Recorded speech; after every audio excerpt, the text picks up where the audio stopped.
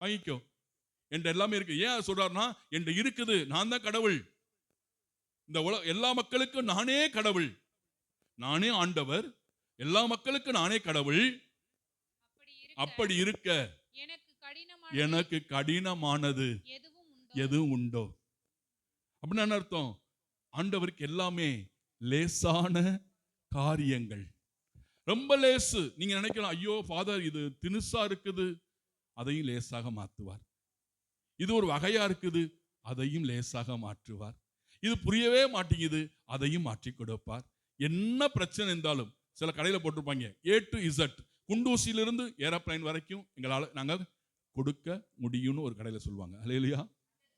அப்போ சில கடையில் போனால் எல்லாமே வாங்கலாம். சில கடையில் சூப்பர் மார்க்கெட்டும்பாங்க, மாலும்பாங்க, தோலும்பாங்க. ஆனால் எல்லாமே வாங்கலாம். அப்படியுமே ஒரு சில இடங்களில் இல்லாமல் போகிறதுக்கும் வாய்ப்பு இருக்கும். நம்ம நினைச்சது கிடைக்காம இருக்கும். அல்லேலூயா. ஆனால் ஆண்டவர்ட்ட அப்படி இல்லை. நானே ஆண்டவர், எல்லா மக்களுக்கும் நானே கடவுள். அப்படி இருக்க எனக்கு கடினமான ஒன்று உண்டோ? இப்ப நினைச்சு பாருங்க மக்களே. இப்ப நம்ம ஆண்டவரை தேடி வந்திருக்கிறோம். நீங்க ஏமாந்து போவீங்களா இல்ல ஆசீர்வாதத்தோடு போவீங்களா? சொல்லுங்க, வாய் திறக்க மாட்டேங்குதே. அவர் எல்லாமே செய்ய ரைட்டா தான் ஃபாதர் இருக்கிறாரு, நான் தான் சரியில்லை. அவர் எல்லாம் செய்வார், எனக்கு தெரியும். ஏன் கேன குத்தி